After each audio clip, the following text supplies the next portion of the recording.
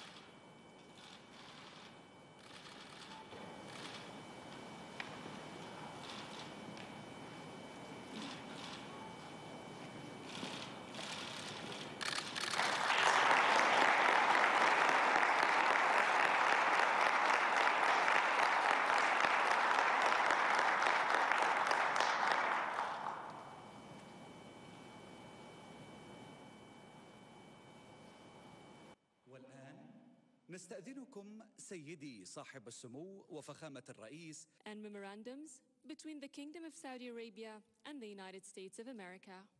الجانب السعودي صاحب السمو الملكي In the field of energy. From the Saudi side, His Royal Highness Prince Abdulaziz bin Salman, Excellency Mr. Chris Wright. From the Saudi side, His Royal Highness Prince Khalid bin Salman bin Abdulaziz, Minister of Defense. Mr. Pete Hegseth, Secretary of Defense.